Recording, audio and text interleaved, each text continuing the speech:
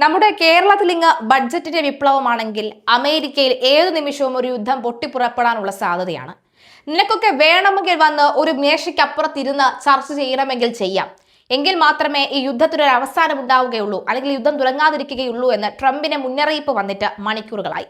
സമയം കഴിഞ്ഞു, ഇനി അടി തുടങ്ങാം എന്ന് ട്രംപ് എപ്പോൾ പ്രഖ്യാപിക്കുന്നുവോ അപ്പോൾ മുതൽ യുദ്ധം ആരംഭിക്കുകയാണ്. ഏതായാലും അമേരിക്കൻ പ്രസിഡന്റ് ട്രംപ് ഇറാൻ തീരത്തേക്ക് യുദ്ധക്കപ്പലുകൾ അയക്കുന്നതിന്റെ പിന്നിലെ ലക്ഷ്യങ്ങൾ എന്താണ് എന്ന ചർച്ചകൾ പുരോഗമിക്കുമ്പോൾ ഉയരുന്ന ചോദ്യം, ഇറാനിലെ പരമോന്നത നേതാവ് ഖമനേയിയുടെ മക്കളുടെ ശതകോടികളുടെ സമ്പാദ്യങ്ങൾ എവിടെയാണ് ഒളിപ്പിച്ചിരിക്കുന്നത് എന്നുള്ളതാണ്.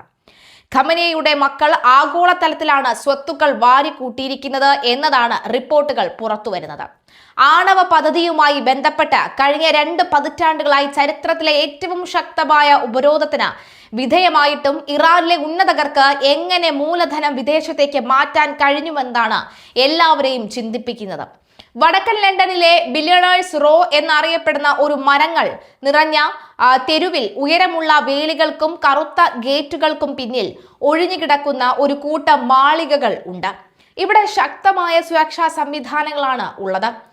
അങ്ങനെ സുരക്ഷാ സംവിധാനങ്ങൾക്കകത്ത് ആരാണ് ഇവിടെ കഴിയുന്നത്? ഇവയെല്ലാം തന്നെ ഇറാനിലെ പരമോന്നത നേതാവായ ഖമേനിയുടെ മൂത്ത മകൻ മൊജ്തബ ഖമേനിയുടേതാണ്.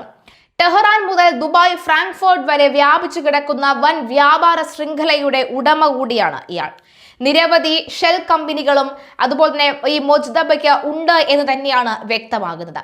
പിതാവിന്റെ പിൻഗാമിയായി ഇയാൾ പ്രഖ്യാപിക്കപ്പെടുമെന്ന് തന്നെയാണ് സൂചന. പ്രായം 56 വയസ്സ്. പൊതുവെ ഇയാളുടെ സ്വത്തുക്കൾ ബിനാമികളുടെ പേരിലാണ് കാണപ്പെടാറുള്ളത്. ഒരു പ്രമുഖ പാശ്ചാത്യ രഹസ്യാന്വേഷണ ഏജൻസിയാണ് ഇത് കണ്ടെത്തിയത്. 2011 മുതൽ ഈ മൊജ്തബക്ക് ഇത്തരം സാമ്പത്തിക സ്രോതസ്സും സാമ്പത്തിക ഏർപ്പാടുകളും ഉണ്ട്. ഗൾഫ് രാജ്യങ്ങളിൽ ഇയാൾക്ക് വൻകിട ഷിപ്പിംഗ് കമ്പനികളുണ്ട്. കൂടാതെ ഈ സ്വിസ് ബാങ്കുകളിൽ വൻ നിക്ഷേപവും ബ്രിട്ടനിലും മറ്റും ആഡംബര വസതികളും ഉണ്ട്. 2019 US ഉപരോധം ഏർപ്പെടുത്തിയിട്ടും ഖമനേയിയുടെ പേരിൽ കോടിക്കണക്കിന് ഡോളർ ഫണ്ട് എത്തിക്കാൻ കമ്പനികളുടെ വെബ് സംവിധാനം സഹായിച്ചിട്ടുണ്ട്. ദുബായിൽ അത്യാഡംബര വില്ലയും യൂറോപ്പിലെ പല നക്ഷത്ര ഹോട്ടലുകളും മൊജ്തബയ്ക്ക് സ്വന്തമാണ്.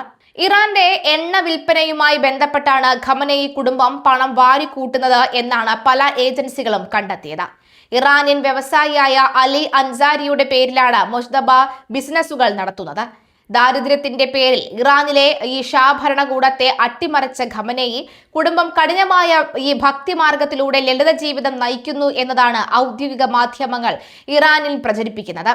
എന്നാൽ ബ്ലൂംബർഗ് ന്യൂസ് നൽകിയ അന്വേഷണമാണ് ഖമനേയി കുടുംബത്തിന്റെ അവിഹിത സമ്പാദ്യങ്ങളെക്കുറിച്ചുള്ള വിവരങ്ങൾ കണ്ടെത്തിയത്.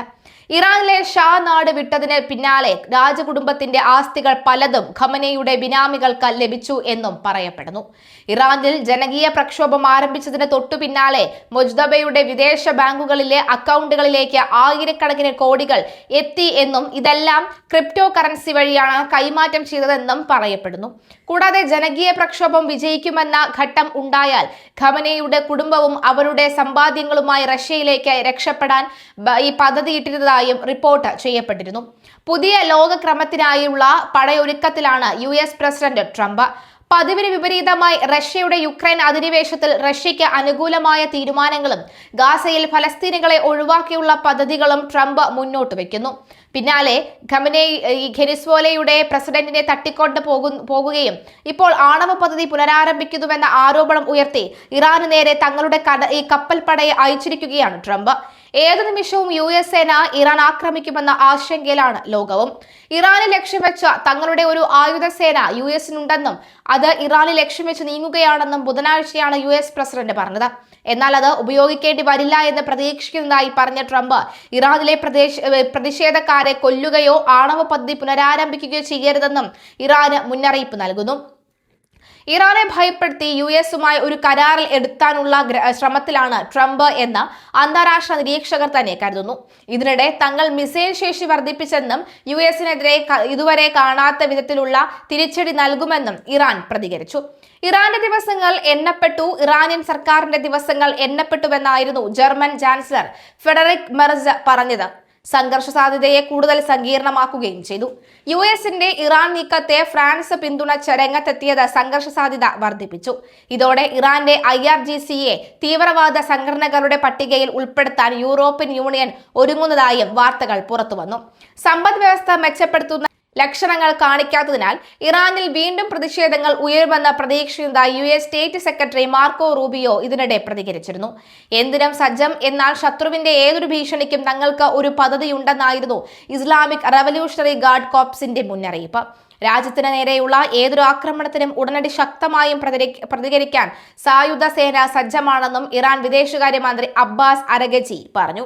US-ൽ നിന്നുള്ള ഏതൊരു ആക്രമണവും യുദ്ധത്തിന്റെ തുടക്കമായി കണക്കാക്കുമെന്ന് ഇറാൻ പരമോന്നത നേതാവിന്റെ മുതിർന്ന ഉപദേഷ്ടാവായ അലി ഷംഖാനി പ്രസ്താവന ഇറക്കി.